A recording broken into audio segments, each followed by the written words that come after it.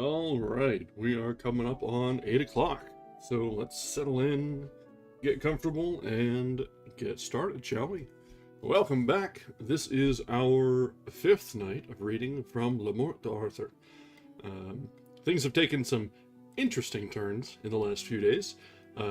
We've seen the rise of Arthur, the fall of Merlin, the scheming of Morgan Le Fay, the intrigues and quests and adventures of the knights, and now we're setting the stage for a clash with the Roman Empire?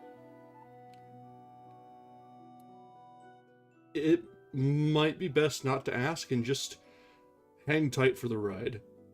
So, let's go ahead and jump into it, shall we? We are resuming with Chapter 7 of... which book was this? I've lost track, and I'm sure it'll tell us at some point when we finish the book. So, Chapter 7 of this book of Morte d'Arthur. How Lucius sent certain spies in a bushment for to have taken his knights being prisoners. Are we on book 3? It's 3 or 4? 4 or 5? We've gotten through quite a few of them. I'm actually gonna have to check. Hang on.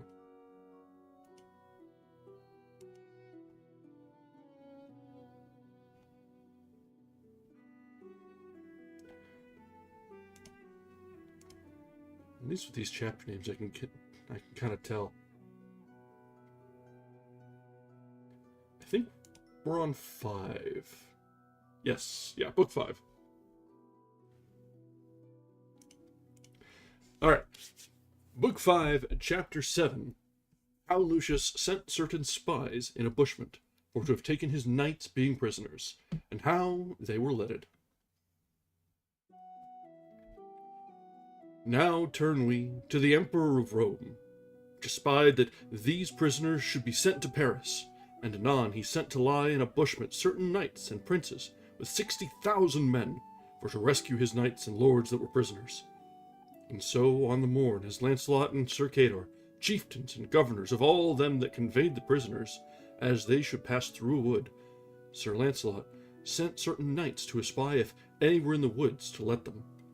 And when the said knights came into the wood, anon they espied them, and saw the great ambushment, and returned and told Sir Lancelot that there lay in wait for them 70,000 Romans. Wow, that's odd. And then Sir Lancelot, with such knights as he had, and men of war to the number of 10,000, put them in array, and met with them, and fought with them manly, and slew and detrenched many of the Romans, and slew many knights and admirals of the party of the Romans and Saracens. There was slain the King of Lily, and 3 great lords, Aladuc, Herod, and Herringdale. But Sir Lancelot fought so nobly that no man might endure a stroke of his hand. But where he came, he showed his prowess and might, for he slew down right on every side, and the Romans and Saracens fell from him as the sheep from the wolf or from the lion, and put them, all that abode alive, to flight. And so long they fought, that tidings came to King Arthur, and anon he graithed him, and came to the battle, and saw his knights how they had vanquished the battle. He embraced them knight by knight in his arms, and said, Ye be worthy to wield all your honor and worship.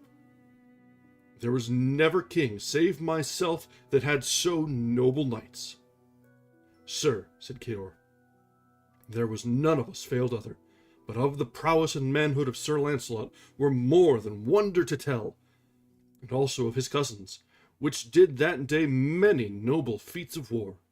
And also Sir Cador told who of his knights were slain, as Sir Beryl, and other Sir Maurice, and Sir Morrel, 2 good knights. Then the king wept, and dried his eyes with a kerchief, and said, Your courage had near hand destroyed you, for though ye had returned again, ye had lost no worship. For I call it folly, knights to abide when they be overmatched. Nay, said Lancelot and the other, for once shamed may never be recovered. So let's put that in perspective real quick. That was 300,000 Romans. That's 60,000 men.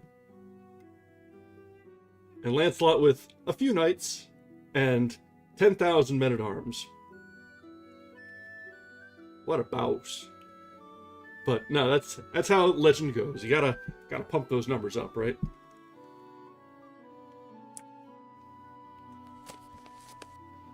Alright, now chapter 8. How a senator told to Lucius of their discomfiture, and also of the great battle between Arthur and Lucius. Yeah, Imperial Rome, Crusade-era Muslims against the Knights of the Round Table. This is the strangest team-up I've ever seen. And I watch a lot of anime.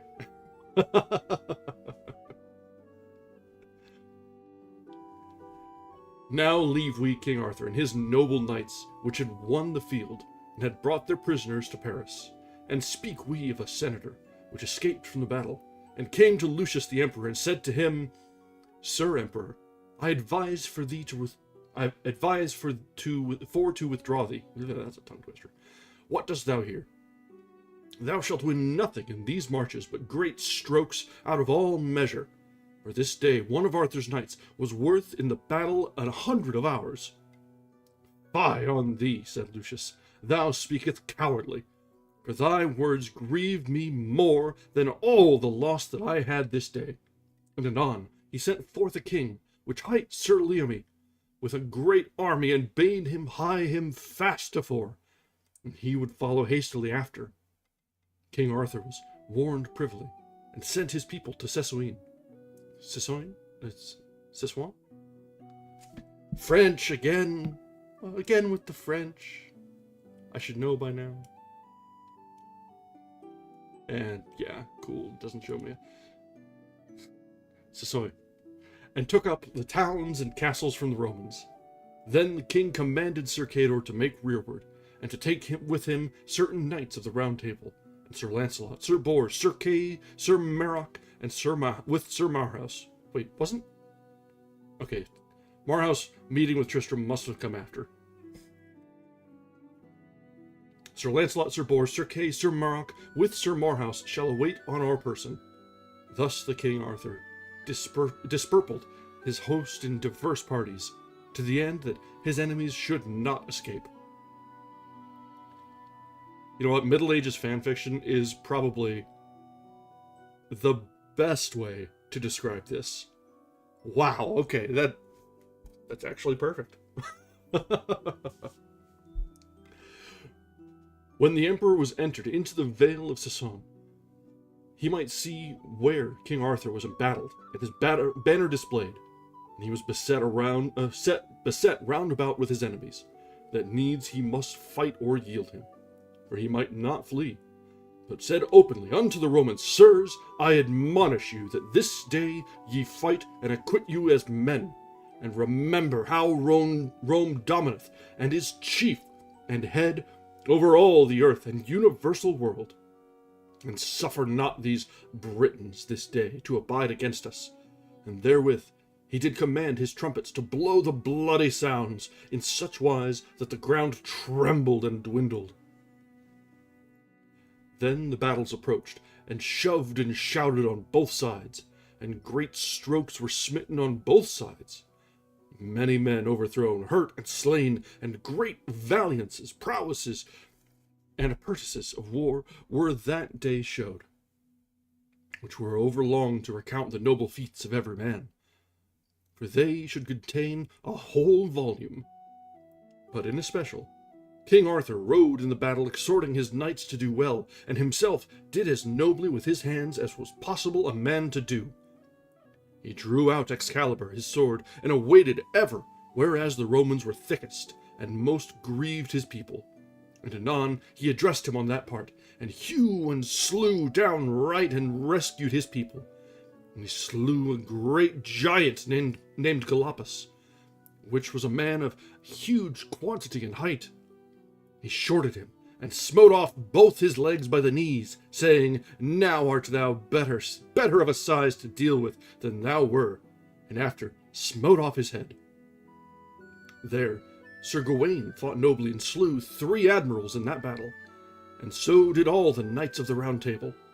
Thus the battle between King Arthur and Lucius the Emperor endured long. Lucius had on his side many Saracens which were slain, and thus the battle was great and oft sides, that one party was at a foredeal and anon an afterdeal, which endured so long, till at the last King Arthur espied where Lucius the Emperor fought, and did wonder with his own hands, and anon he rode to him, and either smote other fiercely. And at last Lucius smote Arthur thwart the visage, and gave him a large wound. And when King Arthur felt himself hurt, anon he smote him again with Excalibur, that it cleft his head, from the summit of his head, and stinted not till it came to his breast. And then the Emperor fell down dead, and there ended his life. And when it was known that the Emperor was slain, anon all the Romans, with all their host, put them to flight. And King Arthur, with all his knights, followed the chase, and slew downright all them that they might attain. And thus was the victory given to King Arthur, and the triumph, and there were slain on the part of Lucius more than 100,000.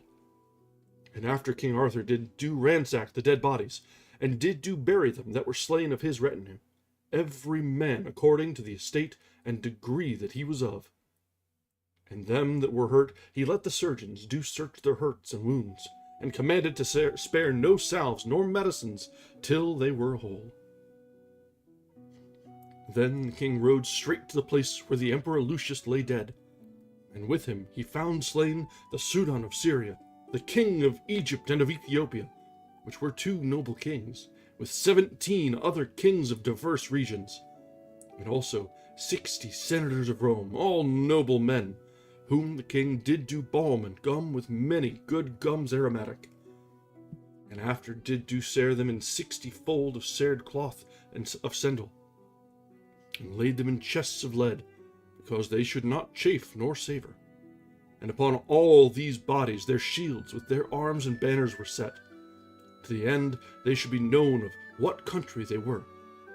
And after he found 3 senators which were alive, to whom he said, For to save your lives, I will that ye take these dead bodies, and carry them with you unto great Rome, and present them to the potestate on my behalf, shewing him my letters, and tell him that I, in my person, shall hastily come be at Rome. And I suppose the Romans shall beware how they shall demand any tribute of me.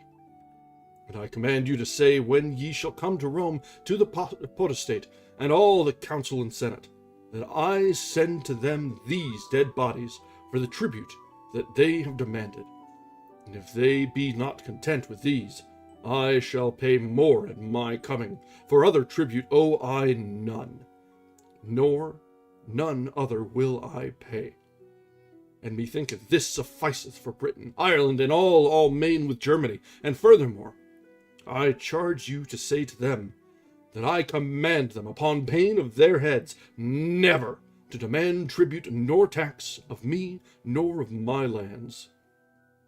Then, with this charge and commandment, the 3 senators aforesaid departed with all the said dead bodies, laying the body of Lucius in a car, covered with the arms of the empire all alone, and after always 2 bodies of kings in a chariot, and then the bodies of the senators after them, and so went toward Rome, and showed their legation and message to potestate and senate, recounting the battle done in France, and how the field was lost, and much people and innumerable slain. Wherefore they advised them in no wise to move no more war against that noble conqueror Arthur, for his might and prowess is most to be doubted. Seeing the noble kings and great multitude of knights of the Round Table, to whom none earthly prince may compare.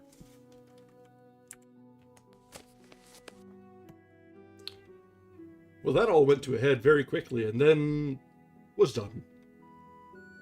But, I mean, Lancelot had his day, Arthur had his, took a quick wound, and then chopped Lucius from head to breastbone.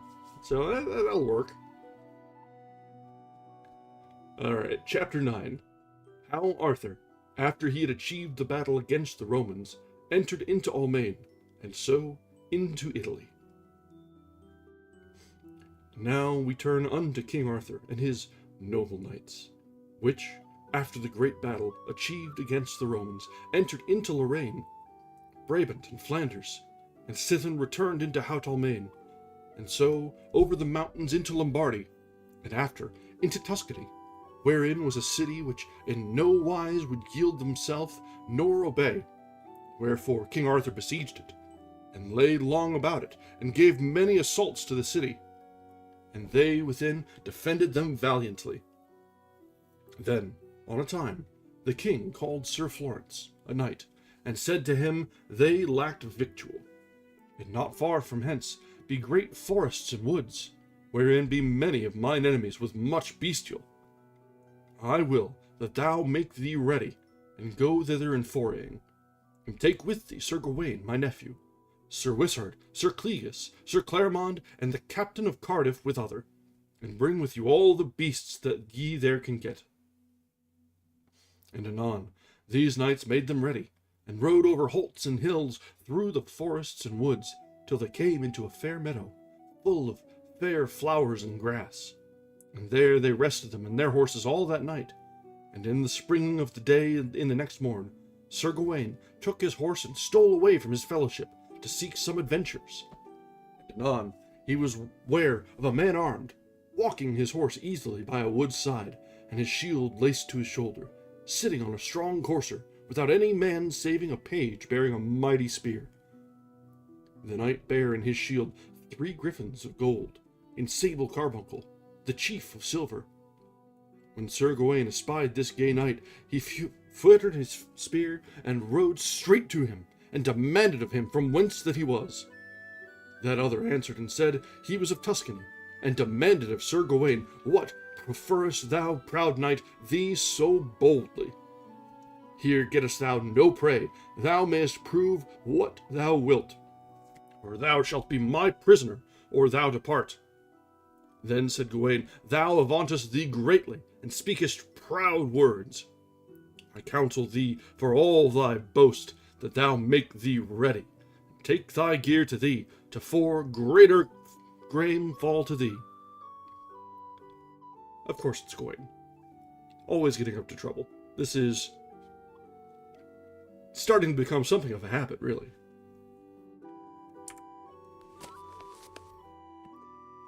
Chapter 10. Of a battle done by Sir Gawain against a Saracen, after which was yielded and became Christian. I see. Then they took their spears, and ran each at other with all the might they had, and smote each other through their shields into their shoulders. Wherefore anon they pulled out their swords, and smote great strokes, that the fire sprang out of their helms. Then Sir Gawain was all abashed, and with Galatine his good sword he smote through shield and thick hauberk made of thick mails, and all to rush and break the precious stones, and made him a large wound, that men might see both liver and lung. Then groaned that knight, and addressed him to Sir Gawain, and with an ox stroke gave him a great wound and cut a vein, which grieved Gawain sore, and he bled sore. And then the knight said to Sir Gawain, bind thy wound, or thy bleeding change, for thou bleedest all thy horse and thy fair arms. For all the barbers of Brittany shall not constaunch thy blood, for whomsoever is hurt with this blade, he shall never be staunched of bleeding. Then answered Gawain, it grieveth me but little. Thy great words shall not fear me nor lessen my courage, but thou shalt suffer teen and sorrow or we depart. Tell me in haste, who may staunch my bleeding? That may I do, said the knight, if I will. And so will I, if thou wilt succor and aid me, that I may be christened and believe on God. And therefore I require thee of thy manhood, and it shall be great merit for thy soul. I grant, said Gawain, so God help me, to accomplish all thy desire. But first tell me what thou soughtest here thus alone, and of what land and legions thou art of. Sir, he said, my name is Priamus, and a great prince is my father, and he hath been rebel unto Rome and overridden many of their lands. My father is lineally descended of Alexander and of Hector by right line, and Duke Joshua and Maccabeus were of our lineage. I am right inheritor of Alexandria and Africa, and all the out isles, yet will I believe on thy Lord that thou believest on, and for thy labor I shall give thee treasure enough. I was so elate and haughty in my heart that I thought no man my peer, nor to me semblable. I was sent into this war with 70 knights, and now I have encountered with thee, which hast given to me of fighting my fill. Wherefore, Sir Knight, I pray thee to tell me what thou art. I am no knight, said Gawain. I have been brought up in the guardrobe with the noble King Arthur many years, for to take heed to his armor and his other array, and to point his paltocks that long to himself. At Yule last he made me yeoman, and gave to me horse and harness, and £100 in money, and if fortune be my friend, I doubt not but to be well advanced and holpen by my liege lord. Ah, said Priamus, if his knaves be so keen and fierce, his knights be passing good. Now, for the king's love of heaven, whether thou be a knave or a knight, tell thou me thy name. By God, said Sir Gawain, now I will say thee sooth. My name is Sir Gawain, and known I am in his court and in his chamber, and one of the knights of the Round Table. He dubbed me a duke with his own hand. Therefore, grudge not if this grace is to me fortuned. It is the goodness of God that lent to me my strength. Now am I better pleased, said Priamus, than thou hadst given to me all the province and parish the rich. I had liefer to have been torn with wild horses than any varlet had won such loos, or any page or priker should have had prize on me. But now, Sir Knight, I warn thee that hereby is a Duke of Lorraine with his army, and the noblest men of Dauphiny, and lords of Lombardy with the garrison of Goddard, and Saracens of Southland, he numbered 60,000 of good men of arms. Wherefore, if we hie us hence, it will harm us both, for we be sore hurt, never like to recover. But take heed to my page, that he no horn blow, for if he do, there be hovering here fast by 100 knights awaiting on my person. If they take thee, there shall no ransom of gold nor silver acquit thee. Then Sir Gawain rode over a water for to save him, and the knight followed him, and so rode forth till they came to his fellows which were in the meadow, where they had been all the night. Anon, as Sir Wishart was ware of Sir Gawain, and saw that he was hurt, he ran to him sorrowfully weeping, and demanded of him who had so hurt him. And Gawain told him how he had fought with that man, and each of them had hurt other, and how he had salves to heal them. But I can tell you other tidings, that soon we shall have ado with many enemies. Then Sir Priamus and Sir Gawain alighted, and let their horses graze in the meadow, and unarmed them, and then the blood ran freshly from their wounds, and Priamus took from his page a vial full of the 4 waters that came out of paradise, and with certain balm anointed their wounds, and washed them with that water, and within an hour after, they were both as whole as ever they were. And then with a trumpet were they all assembled to council, and there Priamus told unto them what lords and knights had sworn to rescue him, and that, without fail, they should be assailed with many thousands. Wherefore he counselled them to withdraw them. Then Sir Gawain said it were great shame to them to avoid without any strokes. Wherefore I advise to take our arms, and to make us ready to meet with these Saracens, and misbelieving men, and with the help of God, we shall overthrow them, and have a fair day on them. And Sir Florence shall abide still in this field to keep the stale as a noble knight, and we shall not forsake yonder fellows. Now, said Priamus, cease your words, for I warn you, ye shall find in yonder woods many perilous knights. They will put forth beasts to call on you. They be out of number, and ye are not past 700, which be over few to fight with so many. Nevertheless, said Sir Gawain, we shall once encounter them, and see what they can do, and the best shall have the victory. Brings us to the end of chapter 10, wherein we have shifted from Middle Ages Britain into the rise and fall, or the height and fall and collapse of the Roman Empire, into the Crusades, and now we're into Kingdom of Heaven. All we need is Gawain to say, God wills it.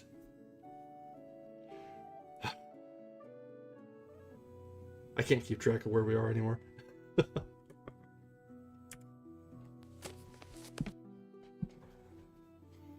Alright. Chapter 11.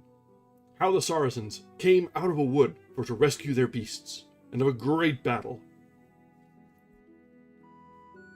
Then Sir Florence called to him Sir Floridas, with 100 knights, and drove forth the herd of beasts.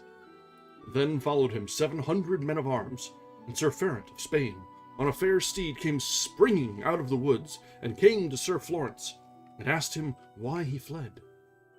Then Sir Florence took his spear, and rode against him, and smote him in the forehead, and brake his neckbone.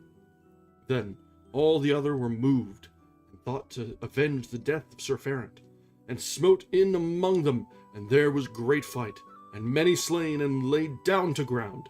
And Sir Florence, with his 100 knights, always kept the stale, and fought manly. Then, when Priamus, the good knight, perceived the great fight, he went to Sir Gawain, and bade him that he should go and succor his fellowship, which were sore bestead with their enemies. Sir, grieve you not, said Sir Gawain, for their gree shall be theirs. I shall not once move my horse to them ward, but if I see more than there be, for they be strong enough to match them. And with that he saw an earl, called Sir Ethelwold, and the Duke of Dutchmen, came leaping out of a wood with many thousands, and Priamus's knights, and came straight unto the battle. Then Sir Gawain comforted his knights, and bade them not to be abashed, for all shall be ours. Then they began to wallop, and met with their enemies. There were men slain and overthrown on every side. Then thrust in among them the knights of the Table Round, and smote down to the earth all them that withstood them, in so much that they made them to recoil and flee. By God, said Sir Gawain, this gladdeth my heart. For now be they less in number by 20,000.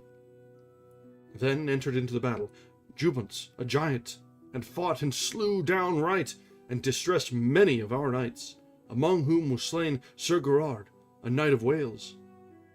Then our knights took heart to them, and slew many Saracens. And then came in Sir Priamus with his pennon, and rode with the knights of the Round Table, and fought so manfully that many of their enemies lost their lives. And there Sir Priamus slew the Marquis of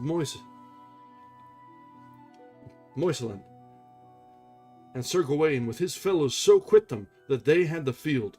But in that stour was Sir Chestelaine, a child and ward of Sir Gawain, slain, wherefore was much sorrow made, and his death was soon avenged. Thus was the battle ended, and many lords of Lombardy and Saracens left dead in the field. Then Sir Florence and Sir Gawain harboured surely their people, and took great plenty of bestial, of gold and silver, and great treasures and riches, and returned unto King Arthur, which lay still at the siege. And when they came to the king, they presented their prisoners, and recounted their adventures, and how they had vanquished their enemies.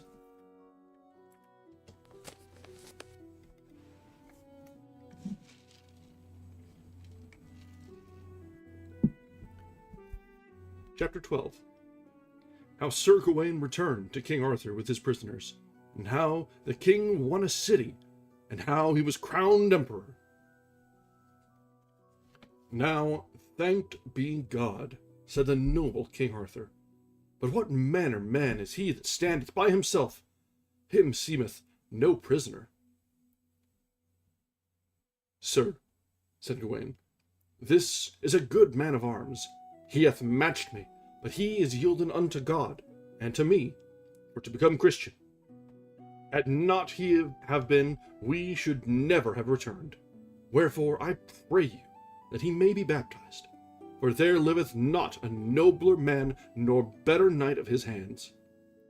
Then the king let him anon be christened, and did do call him by his first name Priamus, and made him a duke and knight of the Table Round.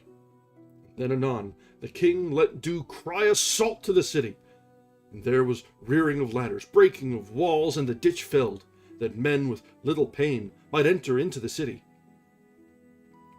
Then came out a duchess, and Clarison the countess, with many ladies and damsels, and kneeling before King Arthur, required him for the love of God to receive the city, and not to take it by assault, for then should many guiltless be slain. Then the king availed his visor, and with a meek and noble countenance said, Madam, there shall none of my subjects misdo you, nor your maidens, nor to none that to you belong, but the duke shall abide my judgment.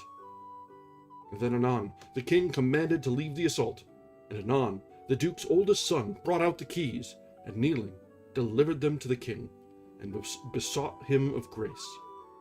And the king seized the town by assent of his lords, and took the duke, and sent him to Dover, there for to abide prisoner term of his life, and assigned certain rents for the dower of the duchess, and for her children. Then he made lords to rule those lands, and laws as a lord ought to do in his own country. And after he took his journey toward Rome, and sent Sir Florus and Sir Floridas to fore, with 500 men of arms, and they came to the city of Urbino, and laid there a bushment, thereas them seemed most best for them, and rode to fore the town, where anon issued out much people, and skirmished with the foreriders. Then brake out the bushment, and won the bridge, and after the town, and set upon the walls the king's banner. Then came the king upon a hill, and saw the city and his banner on the walls, by which he knew that the city was won. And anon he sent and commanded that none of his liegemen should defoul nor lie by no lady, wife, nor maid. And when he came into the city, he passed to the castle, and comforted them that were in sorrow, and ordained there a captain, a knight of his own country. And when they of Milan heard that Thilk city was won, they sent to King Arthur great sums of money, and besought him as their lord to have pity on them, promising to be his subjects forever, and yield to him homage and fealty for the lands of Pleasance and Pavia, Petersaint, and the port of Tremble, and to give him yearly 1,000,000 of gold all his lifetime. Then he rideth into Tuscany, and winneth towns and castles, and wasted all in his way that to him will not obey. And so to Spalute and Viterbo, and from thence he rode into the vale of Viscount among the vines. And from thence he sent to the senators, to wit whether they would know him for their lord. But soon after, on a Saturday, came unto King Arthur all the senators that were left alive, and the noblest cardinals that soon after that dwelt in Rome, and prayed him of peace, and preferred him full large, and besought him as governor to give license for 6 weeks for to assemble all the Romans, and then to crown him emperor with chrism as it belongeth to so high estate. I assent, said the king, like as ye have devised, and at Christmas, there to be crowned, and to hold my round table with my knights as me liketh. And then the senators made ready for his enthronization. Enthronization, that's a word. And at the day appointed, as the romance telleth, he came into Rome, and was crowned emperor by the Pope's hand, with all the royalty that could be made, and sojourned there a time, and established all his hands from Rome, or his lands from Rome into France, and gave lands and realms unto his servants and knights, to every after his desert, in such wise that none complained, rich nor poor. And he gave to Sir Priamus the duchy of Lorraine, and he thanked him, and said he would serve him the days of his life, and after made dukes and earls, and made every man rich. Then, after all this, all his knights and lords assembled them afore him, and said, Blessed be God, your war is finished, and your conquest achieved, insomuch that we know none so great nor mighty that dare make war against you. Wherefore we beseech you to return homeward, and give us license to go home to our wives, from whom we have been long, and to rest us, for your journey is finished with honor and worship. Then said the king, Ye say truth, and for to tempt God it is no wisdom, and therefore make you ready, and return we into England. Then there was trussing of harness and baggage and great carriage, and after license given, he returned and commanded that no man, in pain of death, should not rob nor take victual, nor other thing by the way, but that he should pay therefor. And thus he came over the sea, and landed at Sandwich, against whom Queen Guinevere, his wife, came and met him. And he was nobly received of all his commons in every city and burg, and great gifts presented to him at his homecoming to welcome him with. Thus endeth the 5th book of the conquest that King Arthur had against Lucius, the Emperor of Rome. And here followeth the 6th book, which is of Sir Lancelot du Lake. So there's a little inconsistency in how the books are ending, because there was definitely Latin at the ending and intro to, like, in between the books for all of them that we've seen before. This one is a little bit more plain English. And as you put it, Middle Ages fan fiction, this is absolutely high tier fan fiction. They just keep raising the power level as it goes. Like, oh, Arthur's a king fighting 11 kings. Okay, now he's uniting England. Now he's uniting France, or claiming France from King Claudius. Now he's fighting the Emperor of Rome. Oh, now he is the Emperor of Rome. All hail the king. Ay, ay, ay. It just keeps going. And yeah, it was mentioned. That was when he was fighting Marhaus. It started that he, as the sun was rising, he was getting stronger, and then as the day waned, he was starting to lose his strength. And all the while, Marhaus was keeping pace with him because he's kind of a bamf. But it is what it is. But yeah, it was mentioned. I don't think it's been explicitly said as much, but also in that it may be that is the only little bit of reference to it. I don't know if it's more explicitly said or if it's just been the sort of thing that is built upon in other fiction. But yes, power scaling is all over the place, which is par for course for a fanfic.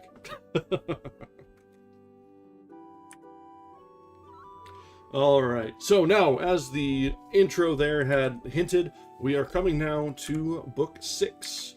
And this is where we actually start to see more of Sir Lancelot, the greatest of knights. We've seen some of his escapades, but, yeah. Yeah, fanfic is in no way a new thing. That is absolutely true. As long as there have been legends, there have been someone to glaze the legends even further.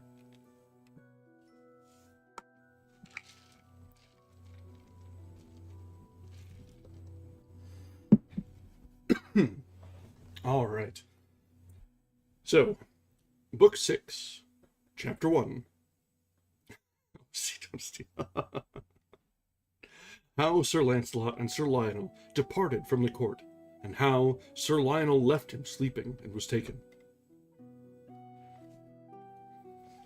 Soon after that, King Arthur was come from Rome into England, and then all the knights of the Table Round resorted unto the king, and made many jousts and tournaments.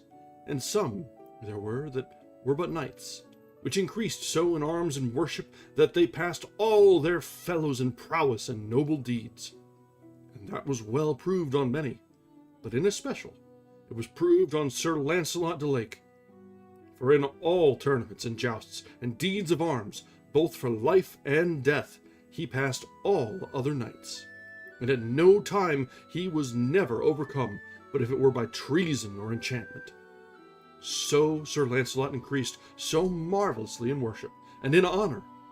Therefore is he the first knight that the French book maketh mention of after King Arthur came from Rome. Wherefore Queen Guinevere had him in great favour above all other knights. And in certain he loved the queen again above all other ladies and damsels of his life. And for her he did many deeds of arms, and saved her from the fire through his noble chivalry. Thus Sir Lancelot rested him long with play and game, and then he thought himself to prove himself in strange adventures. Then he bade his nephew, Sir Lionel, to make him ready, for we too will seek adventures. So they mounted on their horses, armed at all rights, and rode into a deep forest, and so into a deep plain. And then the weather was hot about noon, and Sir Lancelot had great lust to sleep. Then Sir Lionel espied a great apple tree that stood by a hedge, and said, Brother, yonder is a fair shadow. There we may rest us and our horses. It is well said, fair brother, said Sir Lancelot. For this 8 year I was not so sleepy as I am now. And so they were alighted, and tied their horses unto sundry trees. So Sir Lancelot laid him down under an apple tree, and his helm he laid under his head. And Sir Lionel waked while he slept. So Sir Lancelot was asleep passing fast. And in the meanwhile there came 3 knights riding, as fast fleeing as ever they might ride. And there followed them three but one knight.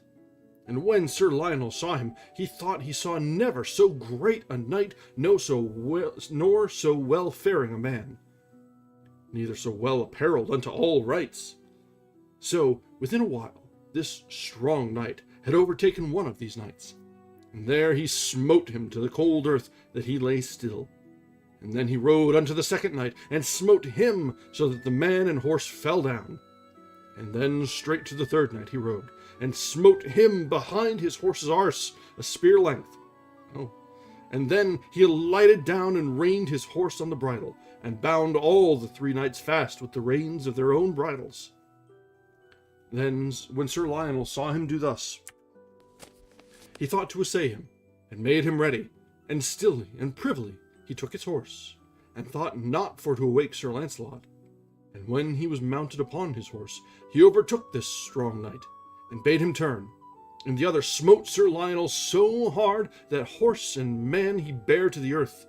And so he alighted down and bound him fast, and threw him overthwart his own horse. And so he served them all 4, and rode with them away to his own castle. And when he came there, he guard unarmed them, and beat them with thorns all naked, and after put them in a deep prison, where many more knights that made great dolour. Okay, Lionel, was that really necessary? You just watched this guy chase down 3 knights, one-shot all of them, and thought, you know what, I'm gonna pick a fight with this guy. That sounds great. I think Lionel's hanging around Lancelot too much. Thinks he's big. Now he's hanging around Gawain too much and thinking that he's immune to trouble too. Exactly. Like, nah, I'd win. Chapter 2. How Sir Ector followed for to seek Sir Launcelot, and how he was taken by Sir Turquine.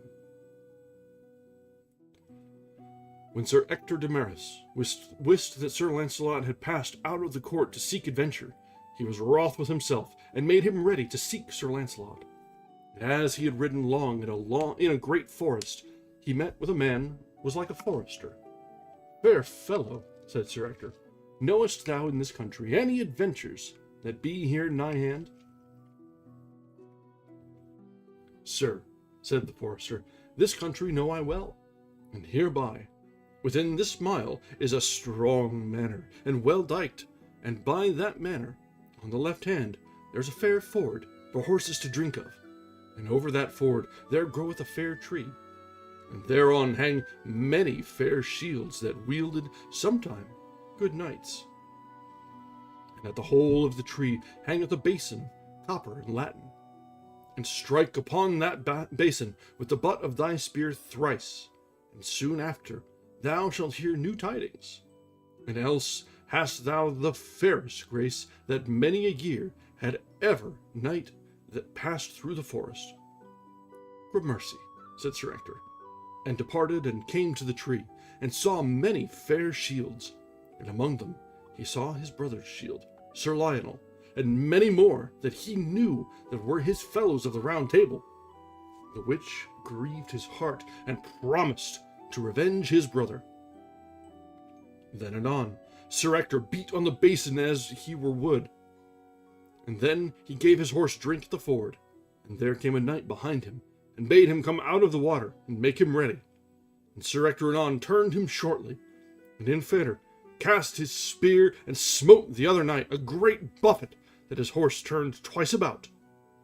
This was well done, said the strong knight, and knightly thou hast stricken me. And therewith he rushed his horse on Sir Ector, and clate him under his right arm, and bare him clean out of the saddle, and rode with him away into his own hall, and there threw him down in midst of the floor. The name of this knight, Sir Turquine. Then he came unto Sir Ector, for thou hast done this day more unto me than any knight did these 12 years. Now will I grant thee thy life, so thou wilt be sworn to be my prisoner all thy life days. Nay, said Sir Ector, that will I never promise thee, but that I will do mine advantage. That me repenteth, said Sir Turquine, and then he gart to unarm him, and beat him with thorns all naked, and sithen put him down in a deep dungeon, where he knew many of his fellows. But when Sir Ector saw Sir Lionel, then made he great sorrow. Alas, brother, said Sir Ector, where is my brother Sir Launcelot? Fair brother, I left him asleep, when that I made him yode under an apple tree, and what is become of him I cannot tell you. Alas, said the knights, but Sir Launcelot, help us, we may never be delivered. For we know now no knight that is able to match our master Turquine.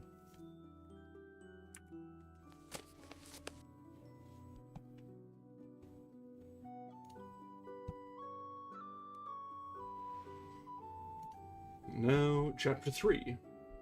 How 4 queens found Launcelot sleeping, and how, by enchantment, he was taken and led into a castle. Now leave we these knights prisoners, and speak we of Sir Launcelot de Lake, that lieth under the apple tree sleeping. Even about the noon there came by him 4 queens of great estate, and, for the heat should not annoy them, there rode 4 knights about them, and bare a cloth of green silk on 4 spears, betwixt them and the sun. And the queens rode on 4 white mules. Thus, as they rode, they heard by them a great horse grimly neigh.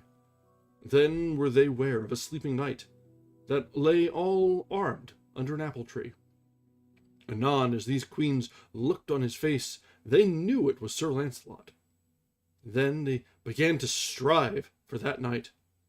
Every one said they would have him to her love. We shall not strive, said Morgan le Fay, that was King Arthur's sister. I shall put an enchantment upon him, that he shall not wake in 6 hours. Then I will lead him away unto my castle, and when he is surely within my hold, I shall take the enchantment from him, and then let him choose which of us he will have unto paramour. So this enchantment was cast upon Sir Launcelot, and then they laid him upon his shield, and bare him so on horseback betwixt 2 knights, and brought him unto the castle chariot. There they laid him in a chamber cold, and at night they sent unto him a fair damsel with his supper ready dight. By that the enchantment was past, and when she came she saluted him, and asked him what cheer. I cannot say, fair damsel, said Sir Launcelot, for I would not know how I came to this castle, but it be by an enchantment. Sir, said she, ye must make good cheer. If ye be such a knight as it is said ye be, I shall tell you to morn by prime of the day. Gramercy, fair damsel, said Sir Launcelot, of your good will I require you. And so she departed, and there he lay all that night without comfort of anybody. And on the morn early came these 4 queens, passingly well beseen, all they bidding him good morn, and he them again. Sir knight, the 4 queens said, thou must understand thou art our prisoner, and we here know thee well, that thou art Sir Launcelot de Lake, King Ban's son, and because we understand your worthiness, that thou art the noblest knight living, and as we know well there can be no lady thy love but one, and that is Queen Guinevere. And now thou shalt lose her forever, and she thee, and therefore thee behoveth now to choose one of us 4. I am the Queen Morgan le Fay, Queen of the land of Gore, and here is the Queen of Northgillis, and the Queen of Eastland, and the Queen of the Out Isles. Now choose one of us which thou wilt have to thy paramour, for thou mayest not choose, or else in this prison to die. This is a hard case, said Sir Launcelot, that either I must die, or else choose one of you.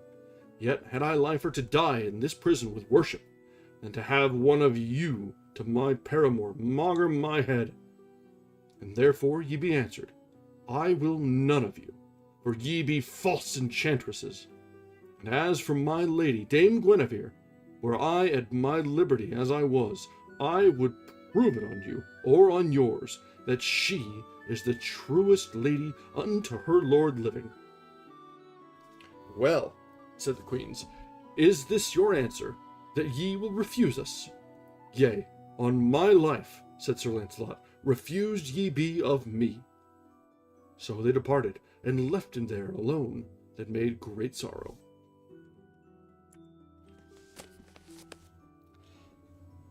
Well, that's an interesting way to wake up from a nap. In a tower prison, and 4 queens saying, hey, you're not going to leave here.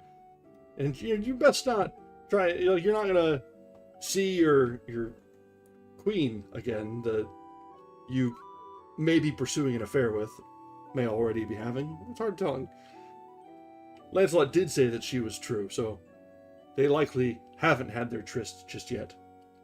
But the stay firm and stay strong against it. Okay, Lancelot, you do you. And so, chapter 4. How Lancelot was delivered by the mean of a damsel. Right so, at the noon, came the damsel unto him with his dinner, and asked him what cheer. Truly, fair damsel, said Sir Launcelot, in my life days never so ill. Sir, she said, that me repenteth. But an ye will be ruled by me, I shall help you out of this distress, and ye shall have no shame nor villainy, so that ye hold me a promise. Fair damsel, I will grant you, and sore I am of these queen sorceresses afeard, for they have destroyed many a good knight. Sir, said she, that is sooth, and for the renown and beauty that they hear of you, they would have your love. And sir, they say your name is Sir Launcelot de Lake, the flower of knights, and they be passing wroth with you, that ye have refused them. But sir, and ye would promise me to help my father on Tuesday next coming, that hath made a tournament betwixt him and the Knight of Northgalis. The last Tuesday past, my father lost the field through 3 knights of Arthur's court, and ye will be there on Tuesday next coming, and help my father. To morn or prime, by the grace of God, I shall deliver you clean, fair maiden, said Sir Launcelot. Tell me, what is your father's name, and then shall I give you an answer. Sir Knight, she said, my father is King Bagdemagus, that was foul rebuked at the last tournament. I know your father well, said Sir Launcelot, for a noble king and a good knight, and by the faith of my body, ye shall have my body ready to do your father in your service at that day. Sir, she said, gramercy, and to morn await ye be ready betimes, and I shall be she that shall deliver you, and take you your armor and your horse, shield and spear, and hereby, within this 10 mile, is an abbey of white monks. There I pray you that ye me abide, and thither shall I bring my father unto you. All this shall be done, said Sir Launcelot, as I am true knight. And so she departed, and came on the morn early, and found him ready. Then she brought him out of 12 locks, and brought him unto his armor. And when he was clean armed, she brought him until his own horse, and lightly he saddled him, and took a great spear in his hand, and so rode forth. And said, Fair damsel, I shall not fail you, by the grace of God.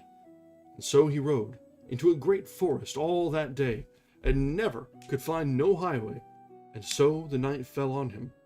And then was he ware in a slade of a pavilion of a red sendal. By my faith, said Sir Launcelot, in that pavilion will I lodge all this night. And so there he alighted down, and tied his horse to the pavilion.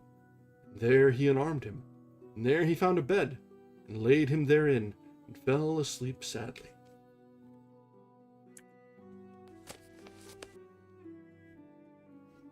And that brings us to chapter 5, How a Knight found Sir Launcelot lying in his layman's bed, and how Sir Launcelot fought with the knight. Then, within an hour, there came the knight to whom the pavilion ought, and he weened that his leman had lain in that bed. And so he laid him down beside Sir Launcelot, and took him in his arms, and began to kiss him. When Sir Launcelot felt a rough beard kissing him, he started out of the bed lightly, and the other knight after him. And either of them gat their swords in their hands, and out at the pavilion door went the knight of the pavilion. And Sir Launcelot followed him, and there, by a little slake, Sir Launcelot wounded him sore, nigh unto the death. And then he yielded him unto Sir Launcelot, and so he granted him, so that he would tell him why he came into the bed. Sir, said the knight, the pavilion is mine own. There this night I had assigned my lady to have slept with me, and now I am likely to die of this wound. That me repenteth, said Launcelot, of your hurt. But I was a dread of treason, for I was late beguiled.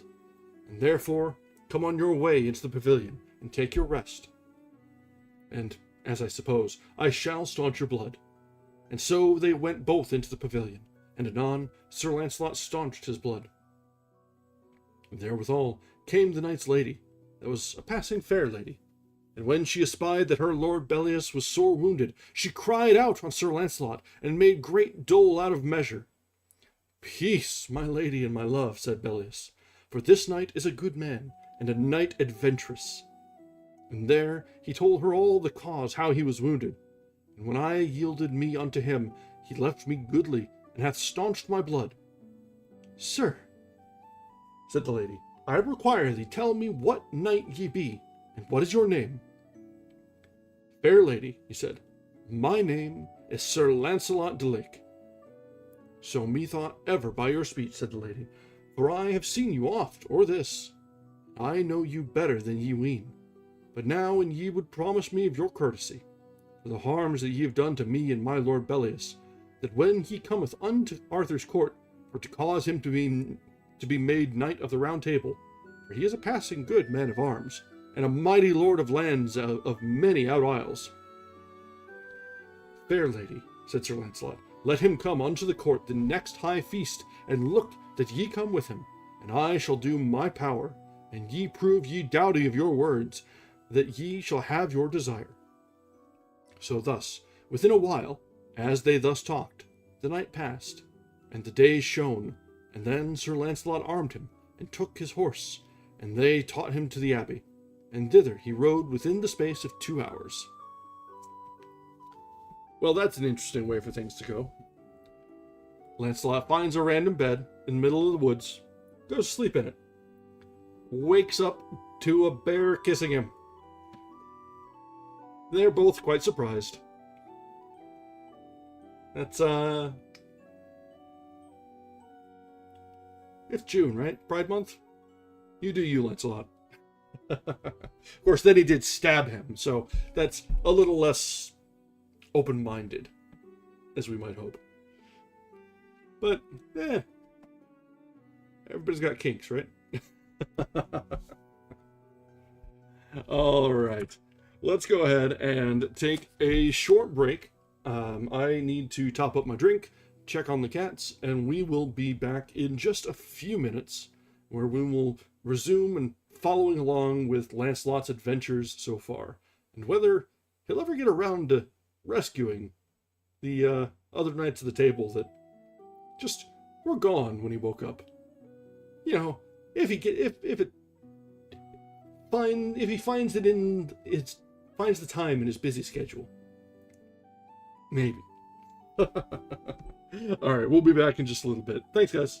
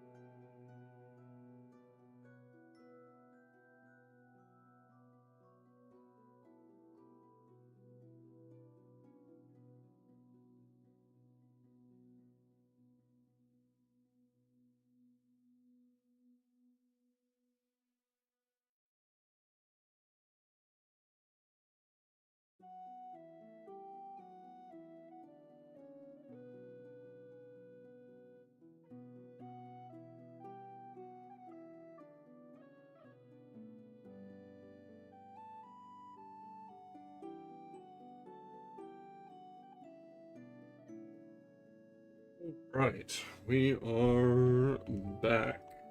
So there we go. Hit the button properly. All right. So we're starting to get into the legend of Lancelot's own legend. As it intertwines and intermingles with Arthur's legend. These two are kind of very central to really the whole of Arthurian lore, almost as closely tied as Arthur and Merlin, just in general awareness and the cultural mind of what people know about King Arthur is. Lancelot is a big deal, and also kind of how things start to go to pot. So, let's see how things start to play out, shall we? And so we come back now to Chapter 6. How Lancelot was received of King Bagdemagus' daughter, and how he made his complaint to her father. And soon as Sir Lancelot came within the abbey yard, the daughter of King Bagdemagus heard a great horse go on the pavement. And she then arose and yede unto a window, and there she saw Sir Lancelot. And anon she made men fast to take his horse from him, and let lead him into a stable. And himself was led into a fair chamber, and unarmed him. And the lady sent him a long gown, and anon she came herself. And then she made Lancelot passing good cheer. And she said he was the knight in the world was most welcome to her.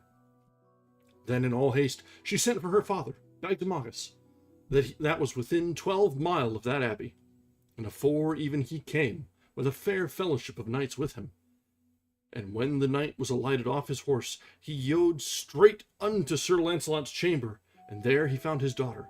And then the king embraced Sir Lancelot in his arms, and either made good cheer.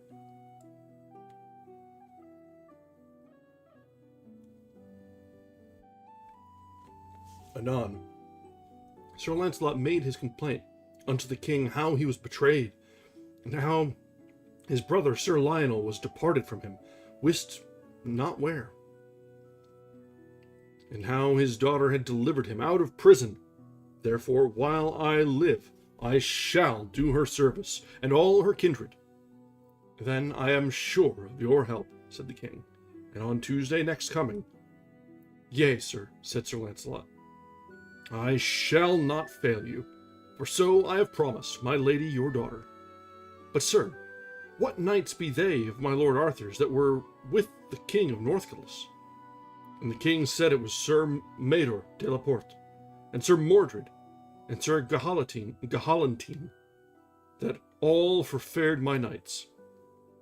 For against them three I nor my knights might bear no strength. Sir, said Sir Lancelot, as I hear say that the tournament shall be here within the 3 mile of this abbey, ye shall send unto me 3 knights of yours, such as ye trust, and look that the 3 knights have all white shields, and I also, and no painter on the shields, and we 4 will come out of a little wood in midst of both parties, and we shall fall in the front of our enemies, and grieve them that we may, and thus shall I not be known what knight I am. So they took their rest that night, and this was on the Sunday. And so the king departed, and sent unto Sir Lancelot 3 knights with the 4 white shields. And on the Tuesday they lodged them in a little leaved wood, beside where the tournament should be. And then were scaffolds and holes that lords and ladies might behold, and to give the prize. Then came into the field the king of Northgalis, with 80 helms. And then the 3 knights of Arthur's stood by themselves. And then came into the field King Bagdemagus, with 80 helms. And then they fitted their spears, and came together with a great dash. And then there were slain of knights at the first rencounter 12 of King Bagdemagus' party, and 6 of the King of Northgalis' party, and King Bagdemagus' party was far set aback.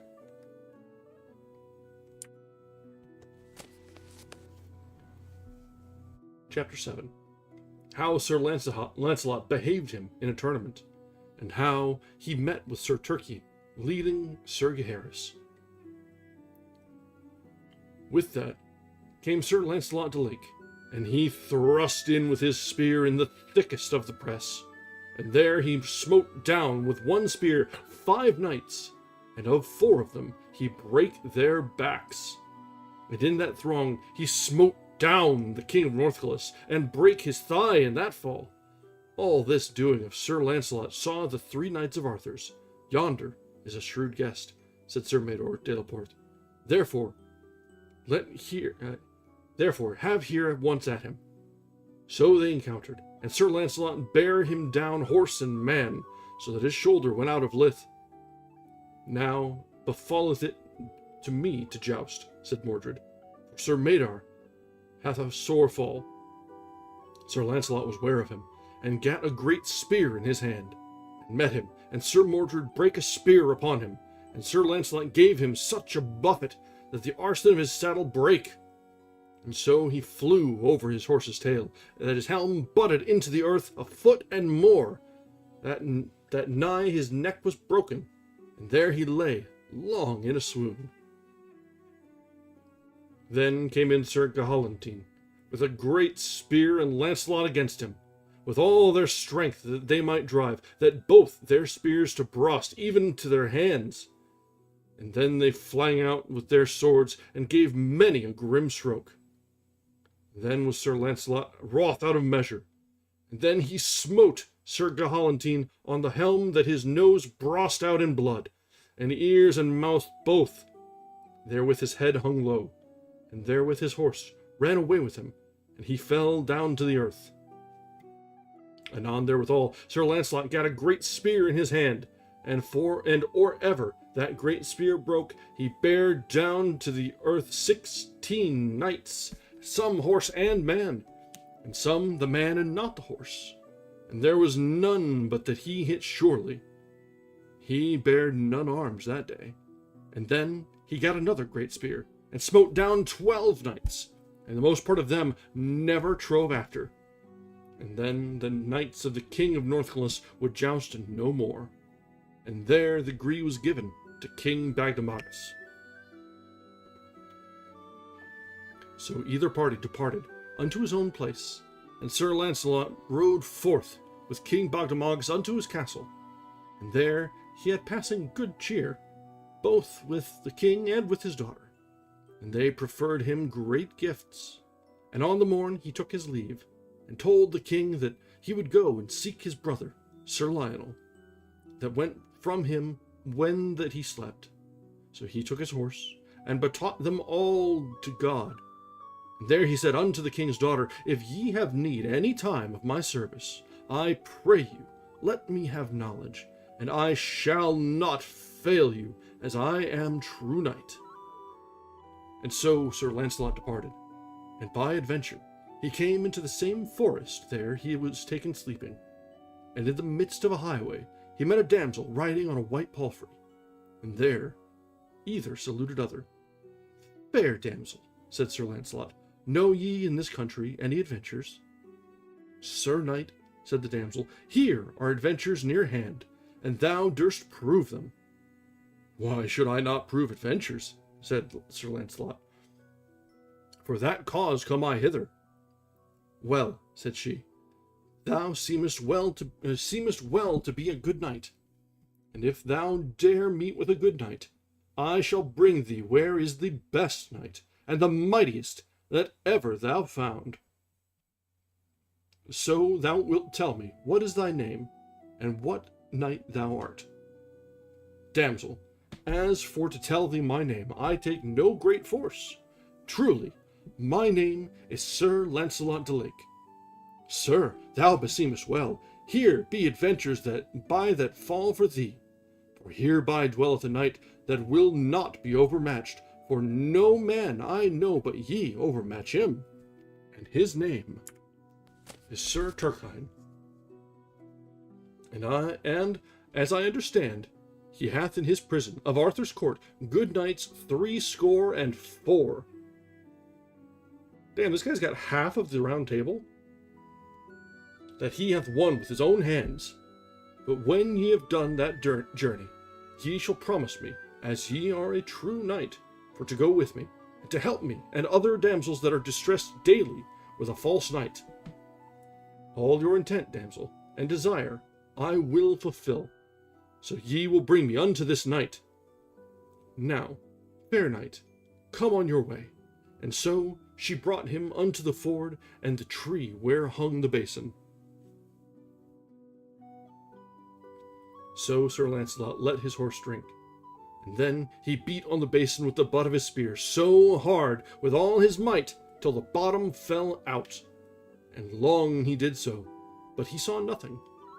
Then he rode endlong the gates of that manor nigh half an hour, and then was he ware of a great knight that drove a horse before him, and athwart the horse there lie an armed knight bound, and ever as they came near and near, Sir Launcelot thought he should know him.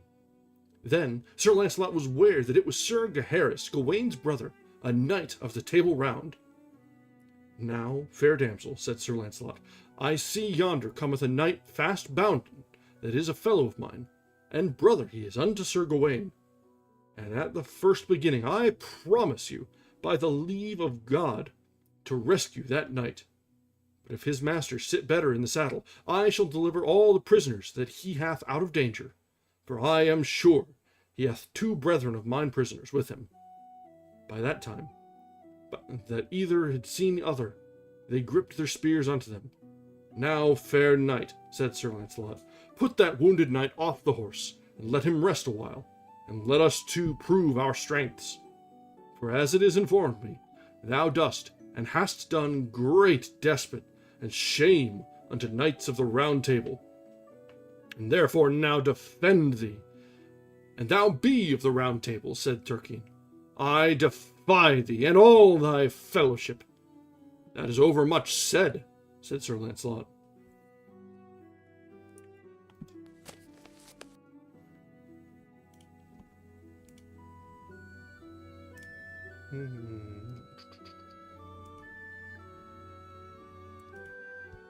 Alright. We come now to chapter 8. How Sir Lancelot and Sir Turquine fought together. And then they put their spears in the rests, and came together with their horses as fast as they might run, and either smote other in midst of their shields, that both their horses' backs brast under them, and the knights were both stonied. And as soon as they might avoid their horses, they took their shields afore them, and drew out their swords, and came together eagerly, and either gave other many strong strokes. For there might neither shields nor harness hold their strokes. And so, within a while, they had both grimly wounds, and bled passing grievously. Thus they fared 2 hours or more, trassing and rassing either other, where they might hit any bare place. Then, at the last, they were breathless both, and stood leaning on their swords. Now, fellow, said Sir Turquine, hold thy hand a while, and tell me what I shall ask thee. Say on. Then Turquine said, Thou art the biggest man that ever I met withal, and the best breathed, and like one knight that I hate above all other knights. So be it, that thou be not he, I will lightly accord with thee, and for thy love I will deliver all the prisoners that I have. That is 64. So wilt thou tell me thy name, and then thou and I will be fellows together, and never to fail thee while that I live. It is well said, said Launcelot, but sithen it is so, that I may have thy friendship, what knight is he that thou so hatest above all other? Faithfully, said Sir Turquine, his name is Sir Launcelot de Lake, for he slew my brother Sir Carados at the Dolorous Tower. That was one of the best knights alive, and therefore him I accept of all knights, for may I once meet with him, the one of us shall make an end of other. I make mine a vow. And so, for Sir Launcelot's sake, I have slain 100 good knights, and as many I have maimed all utterly, that they might never after help themselves. And many have died in prison, and yet have I 64, and all shall be delivered, so thou wilt tell me thy name. So be it, that thou be not Sir Launcelot. Now see I well, said Sir Launcelot, that such a man I might be. I might have peace, and such a man I might be, that there should be war mortal betwixt us. And now, Sir Knight, at thy request, I will that thou wit and know that I am Launcelot de Lake, King Ban's son of Benwick, and very knight of the Table Round. And now I defy thee, and do thy best. Ah, said Turquine, Launcelot, thou art unto me most welcome that ever was knight, for we shall never depart till the one of us be dead. Then they hurtled together, as two wild bulls rushing and lashing with their shields and swords, that sometime they both fell over their noses. Thus they fought still 2 hours and more, and never would have rest. And Sir Turquine gave Sir Launcelot many wounds, that all the ground thereas they fought was all bespeckled with blood.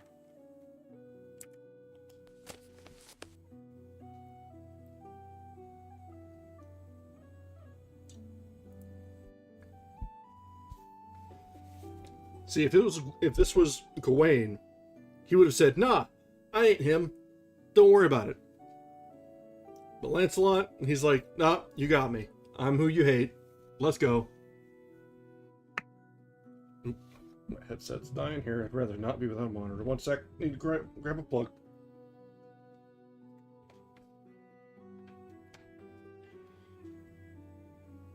Need to make sure my levels are right.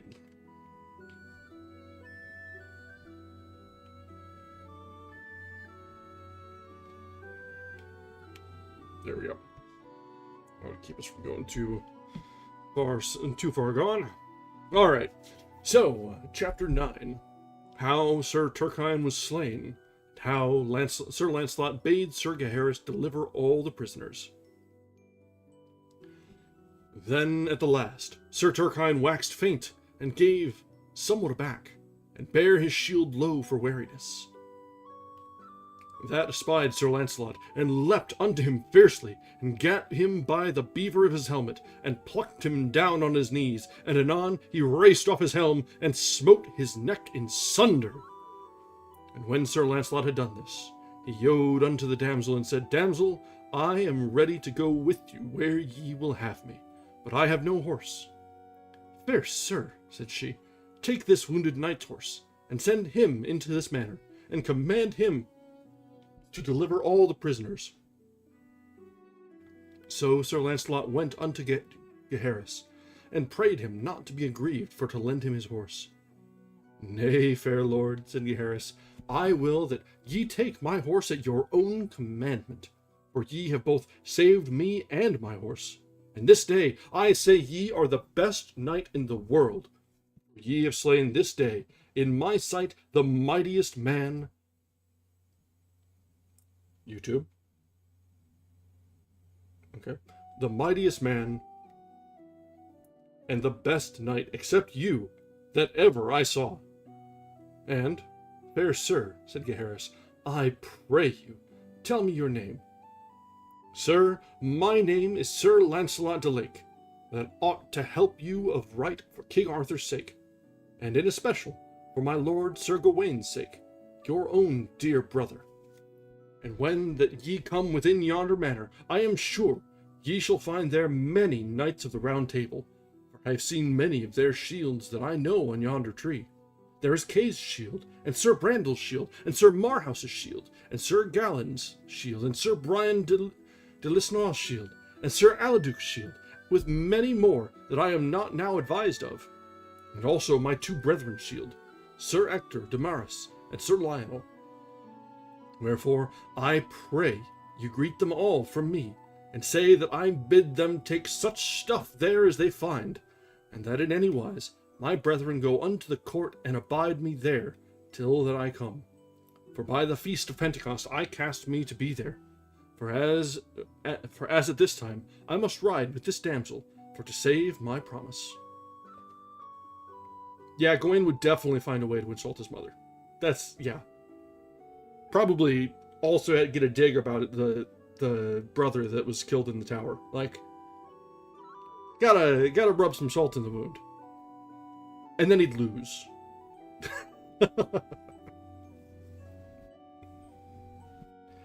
And so he departed from Gaheris, and Gaheris yede into the manor, and there he found a yeoman porter, keeping there many keys. Anon, withal Sir Gaheris threw the porter unto the ground, and took the keys from him, and hastily he opened the prison door, and there he let out all the prisoners, and every man loosed other of their bonds. And when they saw Sir Gaheris, they all thanked him, for they weened that he was wounded.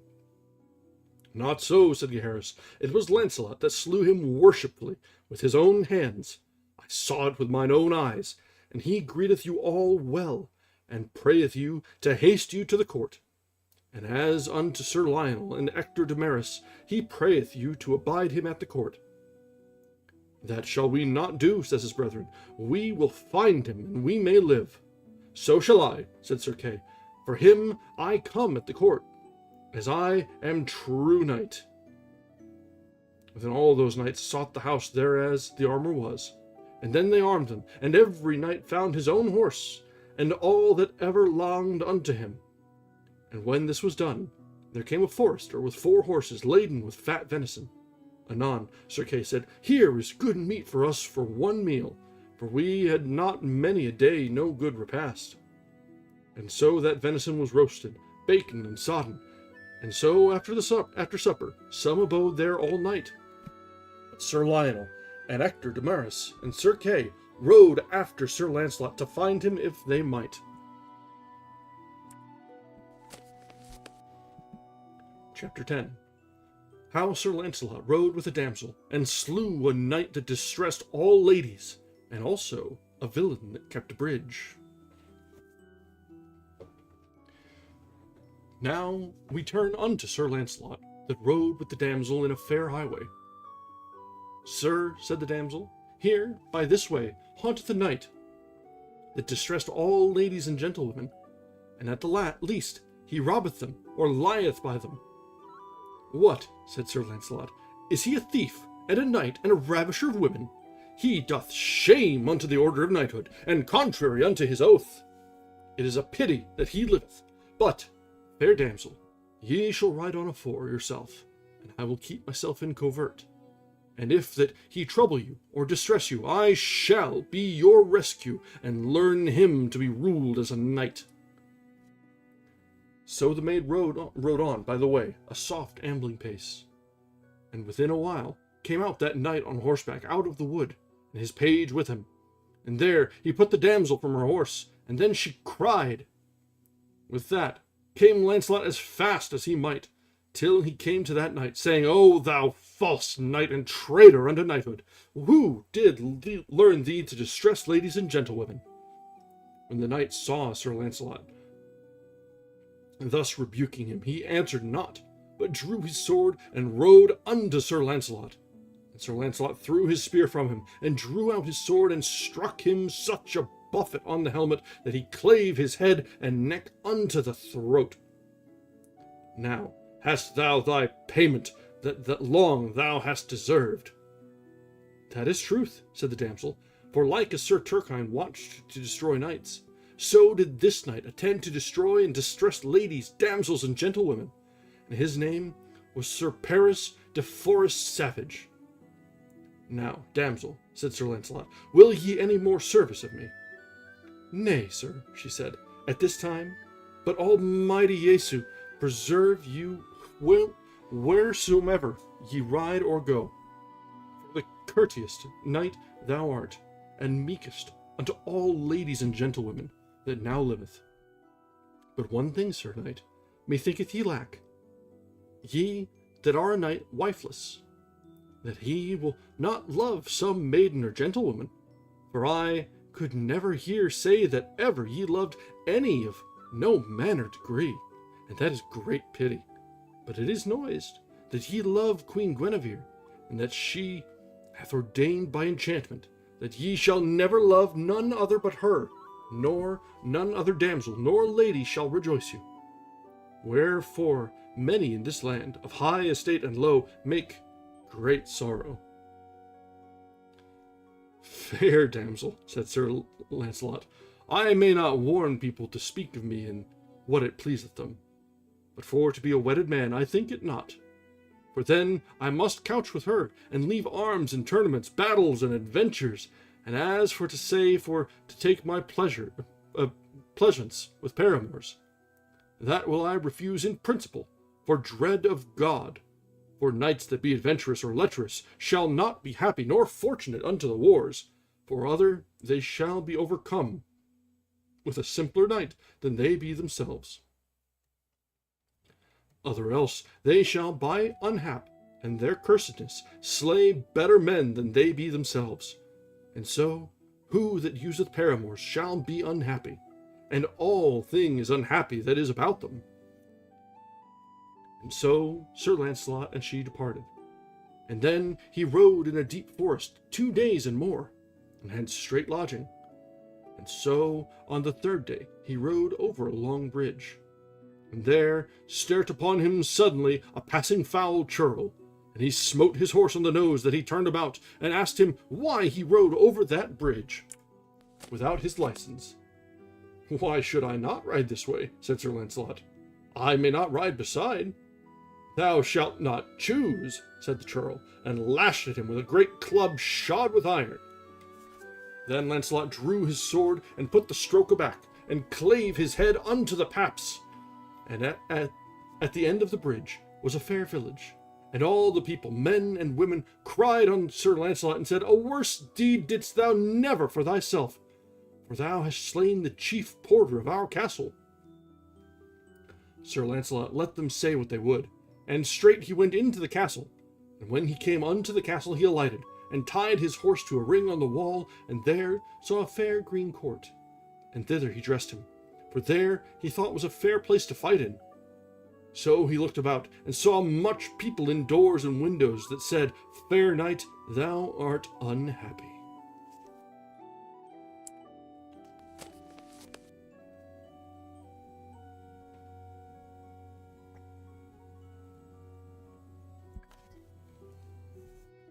Chapter 11.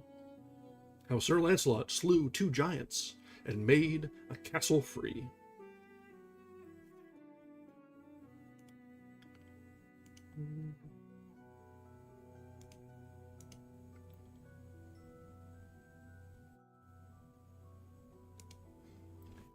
Anon withal came there upon him 2 great giants, well armed, all save the heads, with 2 horrible clubs in their hands. Sir Launcelot put his shield afore him, and put the stroke away of the one giant, and with his sword he clave his head asunder. And his fellow giant saw that. Yes, hello, Zoe. He ran away as he were wood, for fear of the horrible strokes. And Launcelot after him with all his might, and smote him on the shoulder, and clave him to the navel.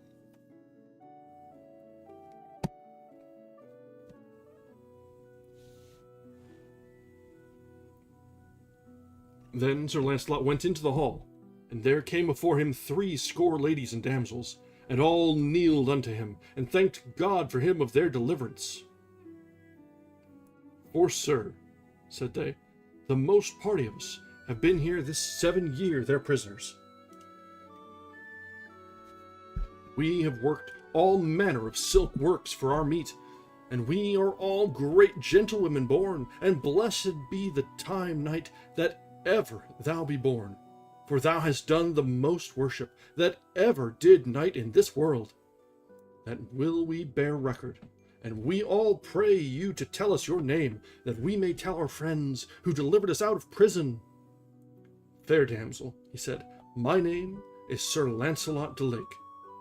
Ah, sir, said they all, well mayest thou be he, for else save yourself, as we deemed there might never knight have the better of these 2 giants, for many fair knights have essayed it, and here have ended, and many times have we wished after you, and these two giants dread never knight but you. Now may ye say, Sir Launcelot, unto your friends, how and who hath delivered you, and greet them all from me. And if that I come in any of your marches, show me such cheer as ye have cause, and what treasure that there in this castle is, I give it you for a reward for your grievance. And the lord that is owner of this castle, I would he received it as is right. Fair sir, said they, the name of this castle is Tintagil, and a duke ought it sometime, that had wedded fair Igraine, and after wedded her Uther Pendragon, and gat on her Arthur.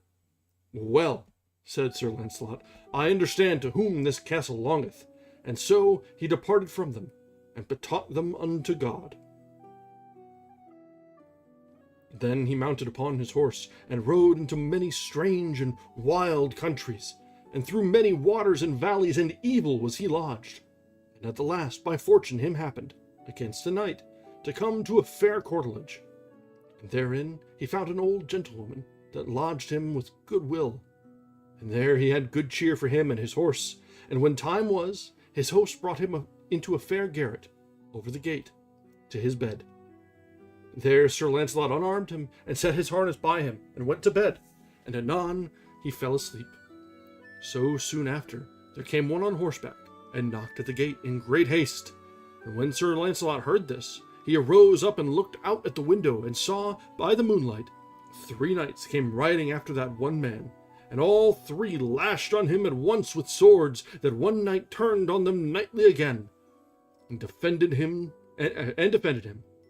Truly, said Sir Launcelot, yonder one knight shall I help, for it were shame for me to see 3 knights on one, and if he be slain, I am partner of his death. Therewith he took his harness, and went out at a window by a sheet, down to the 4 knights. And then Sir Launcelot said on high, Turn you knights unto me, and leave your fighting with that knight. And then they all 3 left Sir Kay, and turned unto Sir Launcelot, and there began great battle. For they alighted all 3, and struck many strokes at Sir Launcelot, and assailed him on every side. Then Sir Kay dressed him for to have holpen Sir Launcelot. Nay, sir, said he, I will have none of your help. Therefore, as ye will have my help, let me alone with them. Sir Kay, for the pleasure of the knight, suffered him for to do his will, and so stood aside. And then anon, within 6 strokes, Sir Launcelot had stricken them to the earth. And then they all 3 cried, Sir Knight, we yield us unto you as a man of might makeless. As to that, said Sir Launcelot, I will not take your yielding unto me, but so that ye will yield you unto Sir Kay the Seneschal. On that covenant I will save your lives, and else not. Fair knight, said they, that we were loath to do, for as for Sir Kay, we chased him hither, and had overcome him had not ye been. Therefore, to yield us unto him it were no reason. Well, as to that, said Launcelot, advise you well, for ye may choose whether ye will die or live. For an ye be yolden, it shall be unto Sir Kay. Fair knight, then they said, in saving of our lives, we will do as thou commandest us. Then shall ye, said Sir Launcelot, on Whitsunday next coming, go unto the court of King Arthur, and there shall ye yield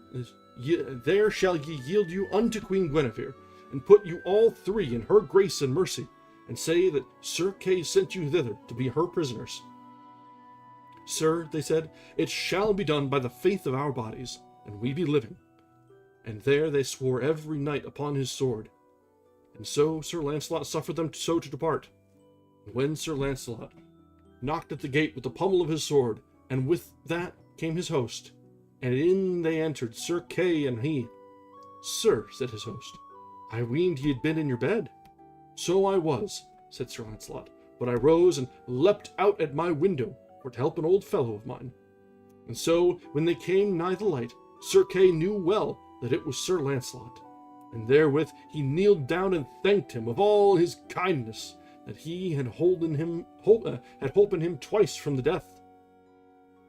Sir, he said, I have nothing done but that me ought for to do, and ye are welcome.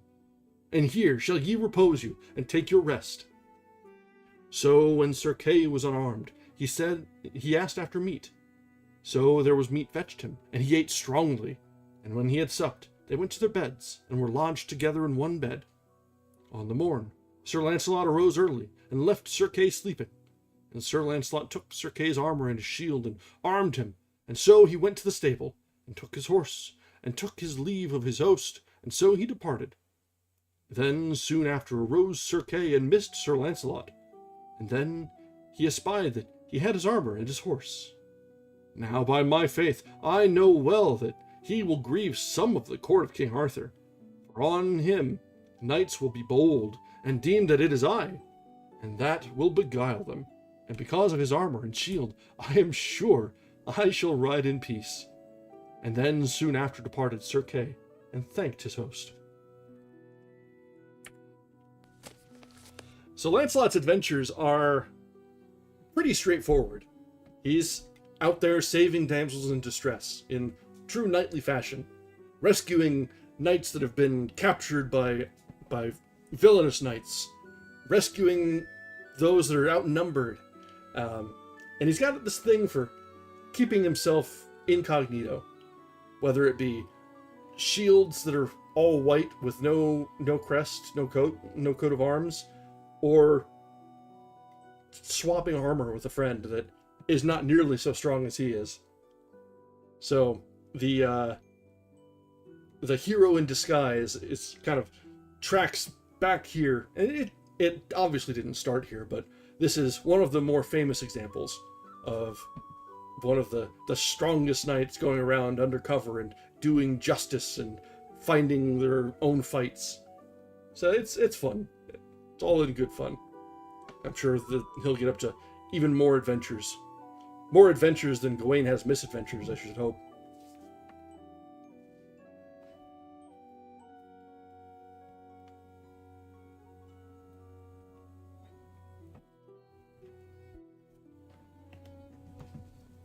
Alright, Chapter 12.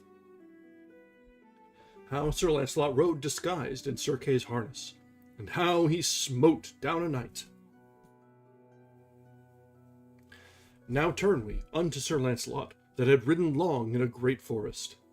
And, at the last, he came into a low country, full of fair rivers and meadows.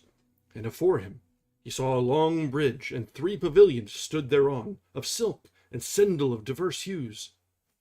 And without the pavilions hung 3 white shields on truncheons of spears.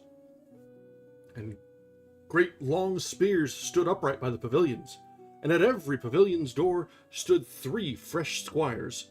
And so Sir Launcelot passed by them, and spake no word. And he was past, the 3 knights said them that it was the proud Kay. He weeneth no knight so good as he, and the contrary is oft-time proved. By my faith, said one of the knights, his name was Sir Gaunter, I will ride after him, and essay him for all his pride, and ye may behold how that I speed. So this knight, Sir Gaunter, armed him, and hung his shield upon his shoulder, and mounted upon a great horse, and gat his spear in his hand, and walloped after Sir Launcelot. And when he came nigh him, he cried, Abide, thou proud knight Sir Kay, for thou shalt not pass quit. So Sir Launcelot turned him, and either fentered their spears, and came together with all their mights, and Sir Gaunter's spear brake, but Sir Launcelot smote him down horse and man. And when Sir Gaunter was at the earth, his brethren said each one to other, Yonder knight is not Sir Kay, for he is bigger than he. I dare lay my head, said Sir Gilmere, yonder knight hath slain Sir Kay, and hath taken his horse and his harness. Whether it be so or no, said Sir Reynold, the 3rd brother, let us now go mount upon our horses, and rescue our brother Sir Gaunter, upon pain of death. We all shall have work enough to match that knight, for ever meseemeth by this person it is Sir Launcelot, or Sir Tristram, or Sir Pelleas the good knight. Well, so the disguise didn't do all that good. When they can narrow it down to 3 people just by how big he is.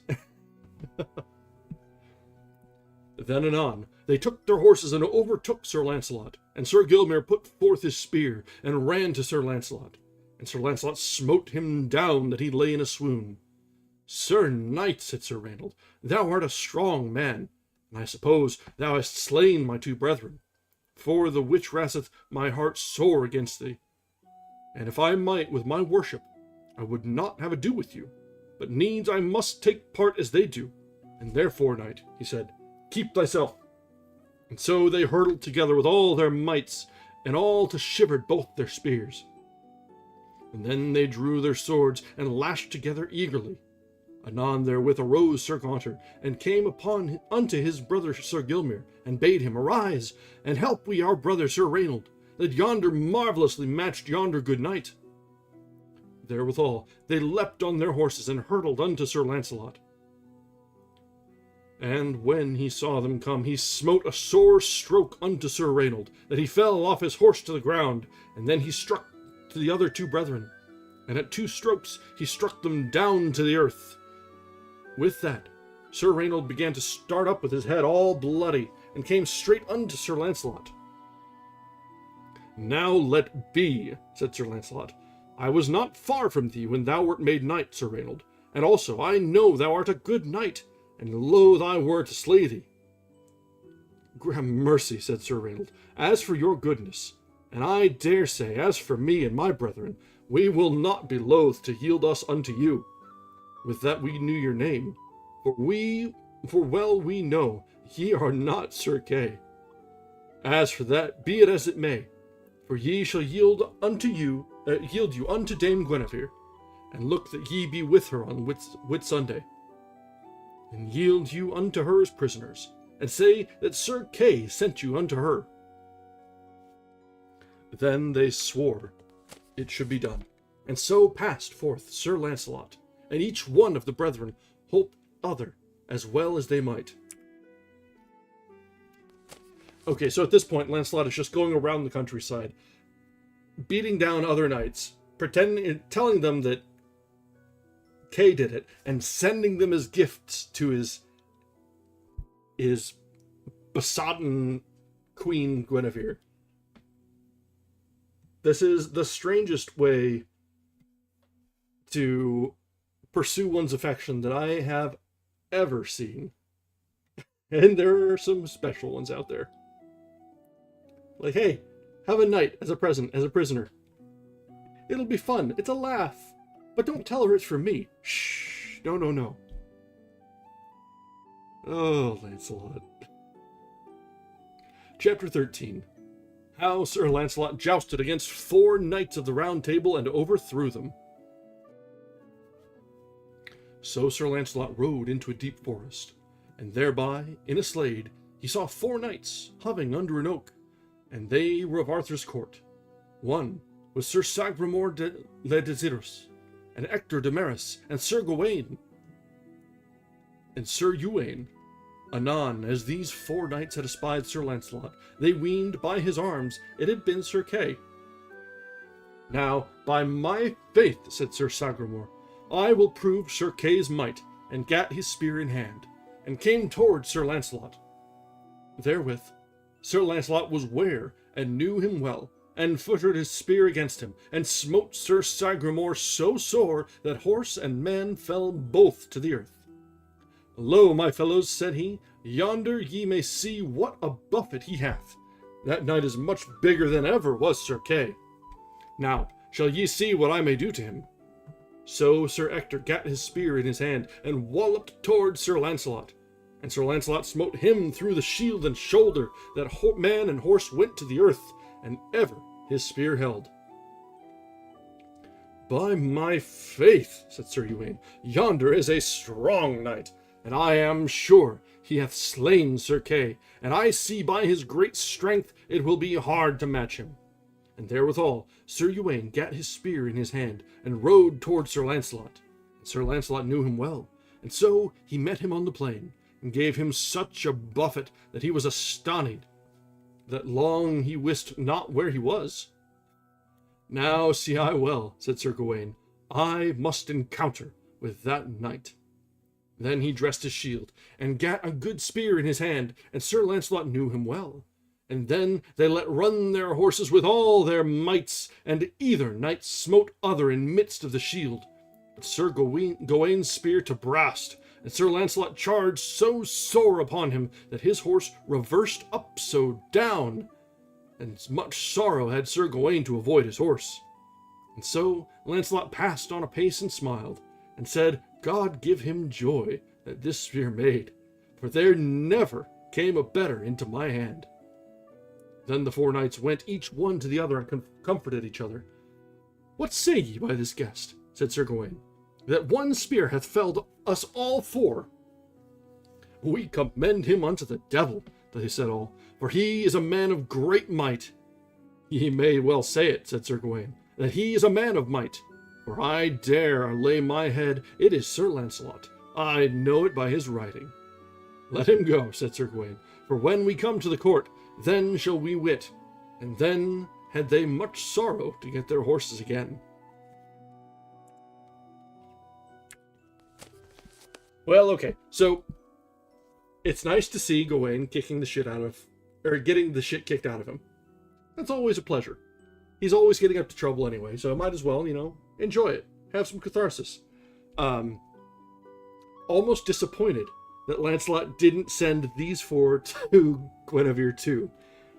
That would have just been chef's kiss. Alright, we've probably got time enough for 2 more chapters or so. We'll see.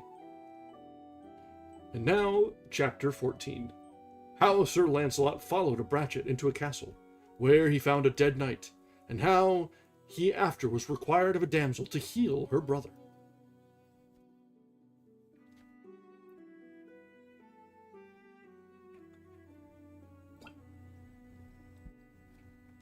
Now leave we there, and speak of Sir Launcelot, that rode a great while in a deep forest,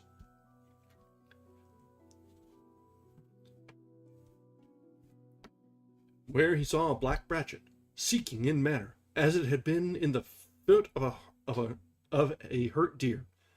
And therewith he rode after the brachet, and he saw lie on the ground a large fit of blood. And then Sir Launcelot rode after, and ever the brachet looked behind her, and so she went through a great marsh. And ever Sir Launcelot followed, and then was he aware of an old manor, and thither ran the brachet, and so over the bridge. So Sir Launcelot rode over that bridge that was old and feeble. And when he came in midst of a great hall, there he saw lie a dead knight that was a seemly man. And that brachet licked his wounds. And therewithal came out a lady weeping and wringing her hands. And then she said, O knight, too much sorrow hast thou brought me. Why say ye so? Said Sir Launcelot. I did never this knight no harm, for hither by fit of blood this brachet brought me.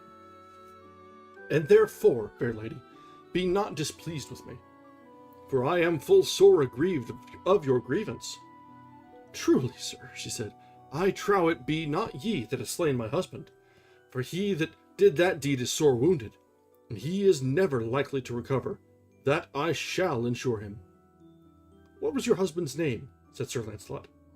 Sir, said she, his name was called Sir Gilbert the Bastard, one of the best knights of the world, and he that hath slain him, I know not his name.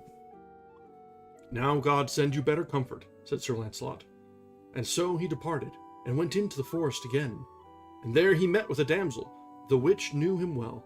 And she said aloud, Well be ye found, my lord, and now I require thee, on thy knighthood, help my brother that is sore wounded, and never stinteth bleeding. For this day he fought with Sir Gilbert the Bastard, and slew him in plain battle, and there was my brother sore wounded. And there is a lady sorceress that dwelleth in a castle here beside, and this day she told me my brother's wounds should never be whole till I could find a knight that would go into the chapel perilous.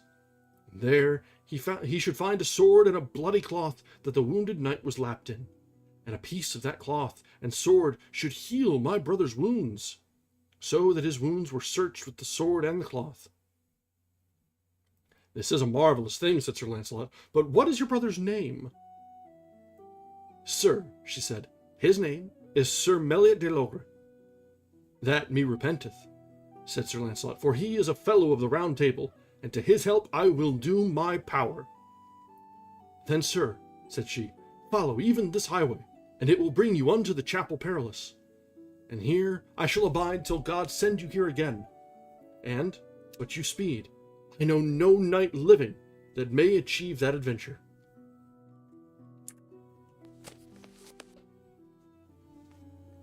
Chapter 15.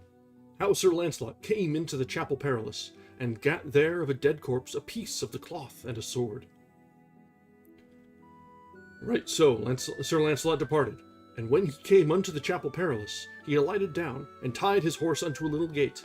And as soon as he was within the churchyard, he saw on the front of the chapel many fair rich shields turned up so down. And many of the shields Sir Launcelot had seen knights bear beforehand. With that he saw by him there stand 30 great knights, more by a yard than any man that ever he had seen. And all those grinned and gnashed at Sir Launcelot, and when he saw their countenance he dreaded him sore, and so put his shield afore him, and took his sword ready in his hand, ready unto battle. And they were all armed in black harness, ready with their shields and their swords drawn. And when Sir Launcelot would have gone throughout them, they scattered on every side of him, and gave him the way. And therewith he waxed all bold, and entered into the chapel. And then he saw no light, but a dim lamp burning. And then he was ware of a corpse, hilled with a cloth of silk. Then Sir Launcelot stooped down, and cut a piece away of that cloth. And then it fared under him as the earth had quaked a little. Therewithal he feared, and then he saw a fair sword lie by the dead knight. And that he gat in his hand, and hied him out of the chapel.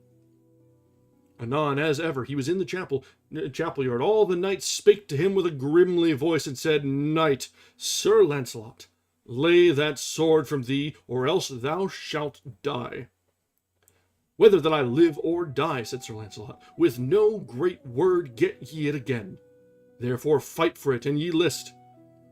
Then right so he passed throughout them, and beyond the chapel yard there he met him a fair damsel, and said, "Sir Launcelot, leave that sword behind thee, or thou wilt die for it."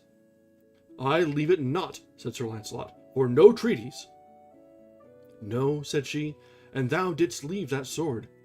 Queen Guinevere should thou never see." "Then were I a fool, and I would leave this sword," said Launcelot. "Now, gentle knight," said the damsel, "I require thee to kiss me but once."